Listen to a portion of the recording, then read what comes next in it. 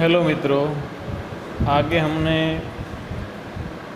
पद विभाग के अंदर वेदामृतम की जो प्रस्तावना देखी,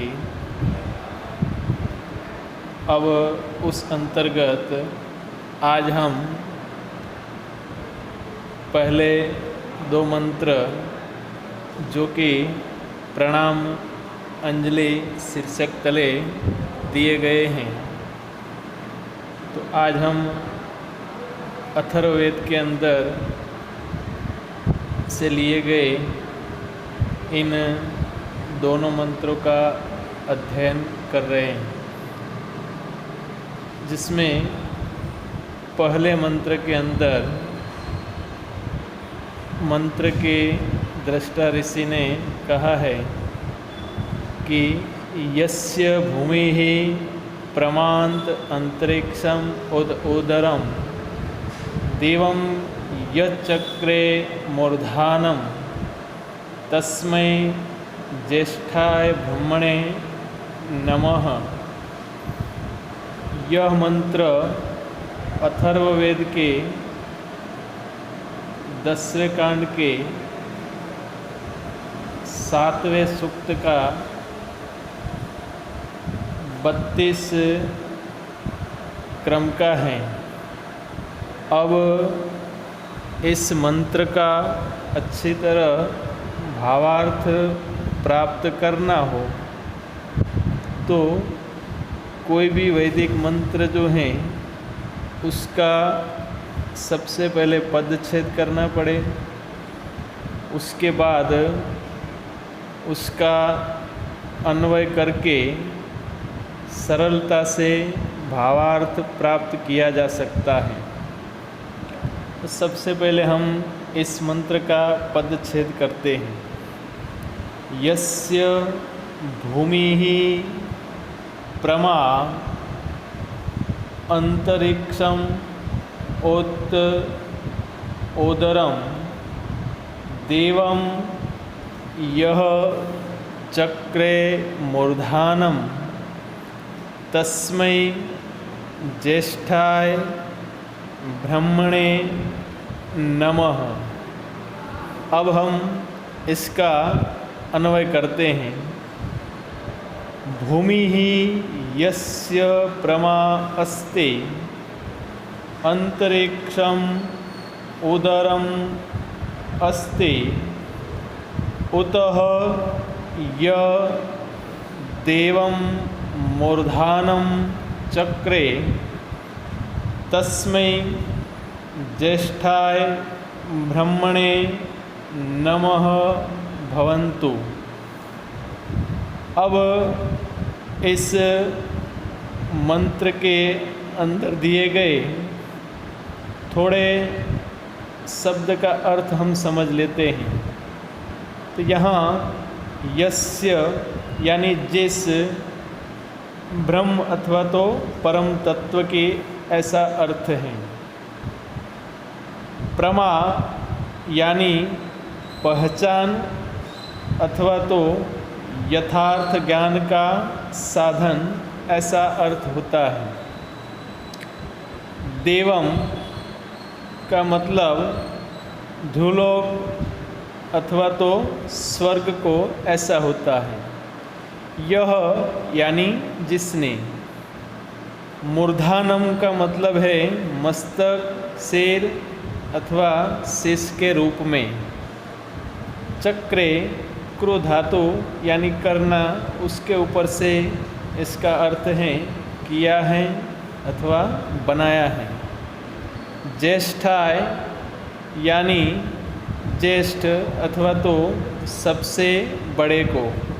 यहाँ परम तत्व का अर्थ होता है। ब्रह्मणे यानी ब्रह्म को अथवा तो परम तत्व परमात्मा को। अब इस हिसाब से इसका अनुवाद देखते हैं कि भूमि जिसका यथार्थ ज्ञान का साधन है, अंतरिक्ष उदर है तथा धूलोक को जिसने मस्तक किया है उस ज्येष्ठ ब्रह्म को हमारा नमन हो।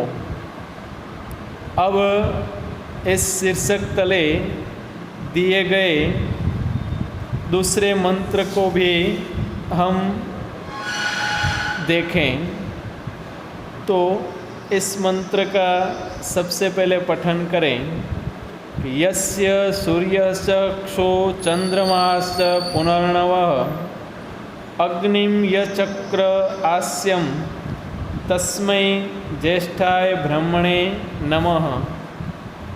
यह मंत्र भी अथर्ववेद के 10वें कांड के 7वें सूक्त का 33 क्रम का है। इसका भी पहले पदच्छेद और फिर अन्वय करते हैं। पदच्छेद के अंदर इस प्रकार आएगा कि यस्य सूर्यः चक्षुः चंद्रमा च पुनः नवः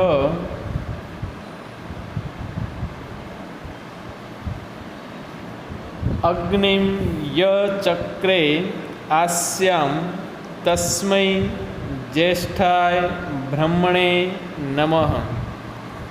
अब अन्वय देखें तो कि सूर्य च पुनः नवः चंद्रमा यस्य चक्षो अस्ति यः अग्निं स्वस्य आस्यं चक्रे तस्मै ज्येष्ठाय ब्रह्मणे नमः। इस मंत्र के भी थोड़े शब्दार्थ देखें, जिसमें नवः यानी नया होता, आस्यम यानी मुँह अथवा तो मुख। अब इसका अनुवाद देखें। सूर्य तथा पुनः पुनः नया होता चंद्र, जिनके नेत्र यानी आँख हैं, जिसने अग्नि को अपना मुख बनाया है, उस ज्येष्ठ ब्रह्म को हमारा नमन हो।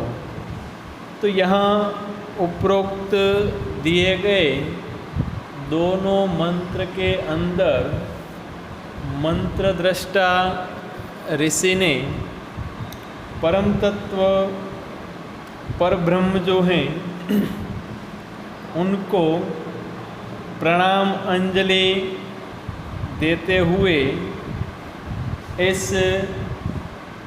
मंत्रों के द्वारा परम तत्व परमात्मा की जो सर्वोपरि सत्ता है उसका स्वीकार किया है। मंत्र दृष्टा ऋषि ने इन दोनों मंत्रों के अंदर परम तत्व पर ब्रह्म जो हैं उनको मानव शरीर का रूपक दिया है। इन दोनों मंत्रों के अंदर जैसे मानव शरीर के अंदर उदर, आँख, मस्तक अथवा तो मुख इत्यादि जो अंग होते हैं, ठीक उसी प्रकार ही परम तत्व पर ब्रह्म जो हैं उसका जो शरीर है उसके भी यहाँ भिन्न भिन्न अंग के रूप में भूमि, अंतरिक्ष, धूलोक, सूर्य, चंद्र और अग्नि इत्यादि जो हैं उनके अंगों का रूप यहाँ दिया है। अब दूसरा, इस पद विभाग के अंदर प्रार्थना शीर्षक तले ऋषि ने 2 मंत्र यहाँ दिए हैं। प्रार्थना का मतलब होता है कि अपने पुरुषार्थ के बाद अपेक्षित शक्ति प्राप्त करने के लिए परमात्मा से की जाने वाली याचना। तो यहाँ सबसे पहले दिए गए मंत्र के अंदर जो भिन्न भिन्न प्रकार के 6 सामर्थ्य प्राप्त करने के लिए अलग अलग देवताओं को जो याचना की गई है, वह पहले मंत्र के अंदर देखें। मंत्र के अंदर सबसे पहले उसका पठन करें। इंद्र श्रेष्ठानि द्रविणानि देहि चित्तिं दक्षस्य सुभोगत्वम् अस्मे पोषं रयिणाम् अरिष्टिं तनूनां साह्यानां वाचं सुदिनत्वम् मह्याम। यह मंत्र जो है ऋग्वेद के दूसरे मंडल के अंदर आते 21वें सूक्त के 6ठा मंत्र है। अब इसका पदच्छेद देखें। इंद्र श्रेष्ठानि द्रविणानि देहि चित्तिं दक्षस्य सुभगत्वम् अस्मे इति पोषं रयिणाम् अरिष्टिं तनूनां स्वाह्यानां वाचः सुदिनत्वम् अह्याम्। अब इसका अन्वय करें। हे इंद्रदेव, अस्मे श्रेष्ठानि द्रविणानि देहि तथा अस्मे दक्षस्य चित्तिं सुभगत्वं देहि रयिणां पोषं तनूनां अरिष्टिं देहि वाचः स्वाह्यानां अह्यां सुदिनत्वम्। अब इसके थोड़े शब्दार्थ देखें। अस्मे यानी हमें अथवा तो हमको, द्रविणानि तो उसका अर्थ है द्रव्य को अथवा धन को, देहि यानी धारण कराओ अथवा तो दो, चित्तेम यानी ख्याति को, रयिणाम यानी संपत्ति की, अरिष्टिम यानी निरोगिता को अथवा अहिंसा को, स्वाह्यानम यानी मधुरता अथवा माधुर्य को, अहनाम यानी दिनों का। अब इसका भावार्थ देखें। हे इंद्रदेव, हमें अतिशय उत्तम प्रकार का धन दो, हम में कर्म निपुणता की ख्याति तथा सौभाग्य को धारण कराओ। तुमने दिए धन की वृद्धि तथा शरीर की निरोगिता दो, हमें वाणी की मधुरता और दिनों के अच्छे दिनों को प्रदान करो। अब प्रार्थना अंतर्गत दिए दूसरे मंत्र का पठन करते हैं। मेधाम मे वरुणो ददातु, मेधाम अग्नि प्रजापतिः, मेधाम इंद्रश्च वायुश्च, मेधाम धाता ददातु मे स्वाहा। यह मंत्र यजुर्वेद के 32वें अध्याय के 6ठे क्रम का है। इसका पदच्छेद देखें। मेधाम मे इति वरुणः ददातु, मेधाम अग्नि प्रजापते मेधाम इंद्र च वायु च मेधाम धाता ददातु मे इति स्वाहा। अब इसका अन्वय देखें। हे वरुण देव, हे प्रजापति, हे अग्निदेव, मे मेधाम ददातु, हे वायु च धाता देव, मे मेधाम ददातु स्वाहा।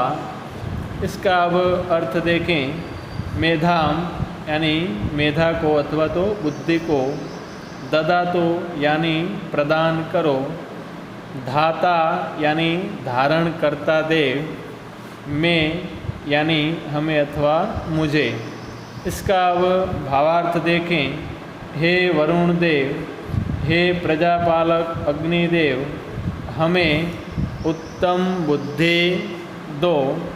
हे इंद्र और वायुदेव, हे धारण करता देव, हमें श्रेष्ठ बुद्धि प्रदान करो। इसके लिए यह आहुति समर्पित है।